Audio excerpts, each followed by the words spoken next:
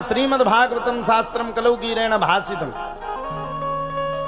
कल काल में सबसे ज्यादा भगवान की श्रवण कथा अगर आपको करनी है तो सीधे सीधे निर्मल मन से। देखो हम सीधी सीधी बात कहते हैं, स्पष्ट बात बोलने वाले व्यक्ति। 7 दिन से आपको एक ही बात समझा रहे, जितना आप अपने जीवन में नॉर्मल रह सकते हो उतना रहो, जितने आप सादा सिंपल रह सकते हो उतने रहो। देखो तुमने कुछ नहीं किया जिंदगी में, तुम क्या करोगे, तुम्हारी क्या औकात है। अरे अगर कर पाते होते तो तसला डालते हो, 300 रुपये मिलते। करने वाले तुम नहीं हो, सिर्फ तुम तो अपने कर्म को कर रहे हो।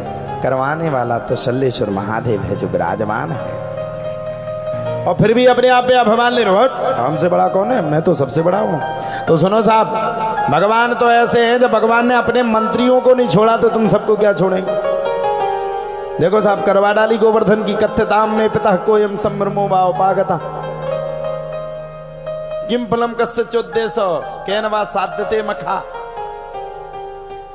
करवा डाला पूजन, करवा डाला हवन, और किसका पूजन करवा डाला, एक पत्थर का जाके पूजन करवा डाला। ये परमात्मा भगवान अगर एक पत्थर पे भी हाथ रख देगा ना, भगवान अगर एक पत्थर को भी अपने पग अगर पत्थर पे रख देगा तो पत्थर की नारी अहल्या पग से श्री राम ने तारी। उस पत्थर की नारी अहल्या को भी पग से तारने की क्षमता भगवान रखता है। और सुनो, ज्यादा अभिमान मत करो। भगवान अगर जीवन में चाहेगा तो ईश्वर इस संसार में सब कुछ प्रकट कर सकता है।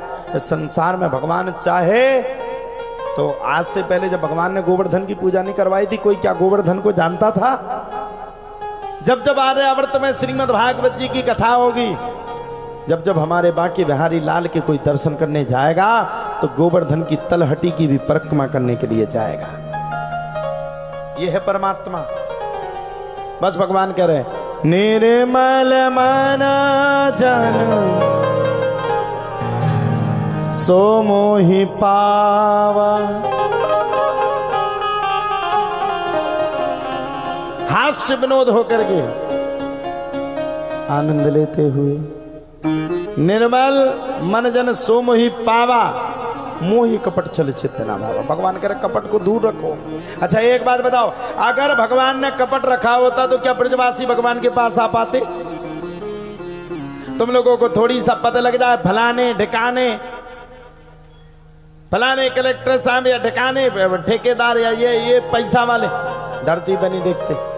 भगवान ने क्या किया, उन अहीर की गवार गोपियों के लिए भगवान ने माखन को चुराया। अब भगवान को माखन चुराने की क्या जरूरत थी साहब, वो जगत का पालनहार है, जगत को चलाना जानता है। वो उन छोटी सी गोपियों के चक्कर में मक्खन चुरा करके जगत को अपनी उंगली में नचाने वाला परमात्मा प्रेम के बस में होकर के गोपियों के साथ नाच रहा है। यही भगवान है, इसी को भगवान कहते हैं।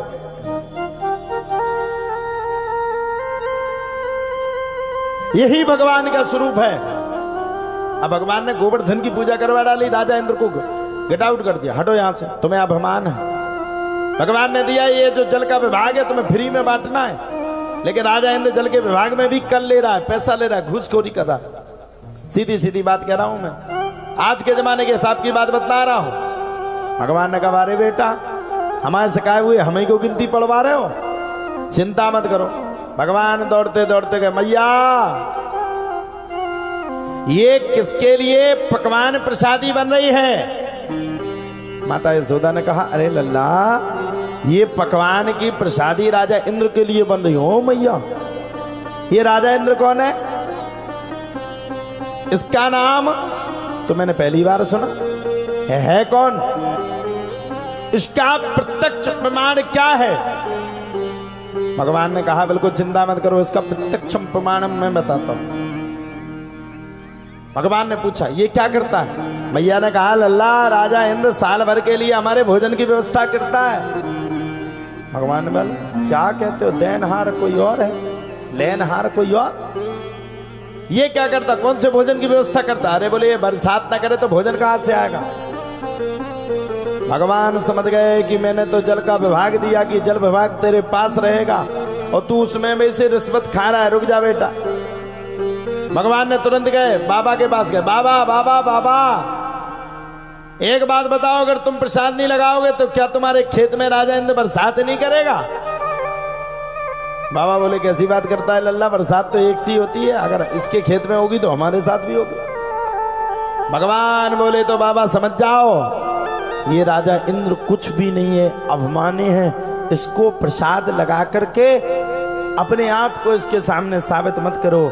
अब तू अगर प्रसाद लगाना है तो चलो गोवर्धन की तलहटी पे अर्पण करके तन मन धन, चलो रे चलें सब गोवर्धन।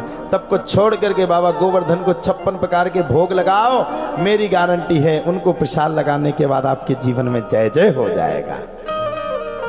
अब सबने विचार किया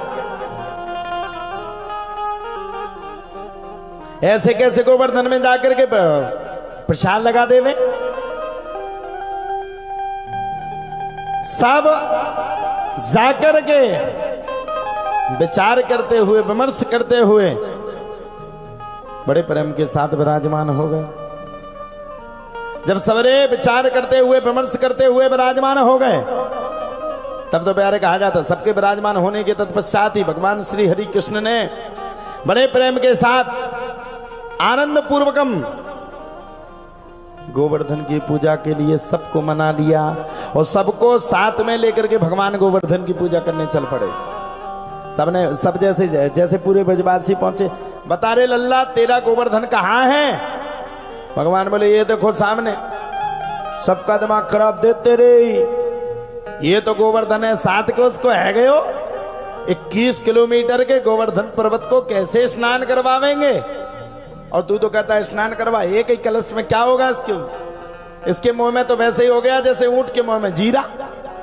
भगवान बोले चिंता मत करो, तुम सब तो मात्र जाकर के गोवर्धन को प्रसाद लगाओ, जल की व्यवस्था मैं करता हूं।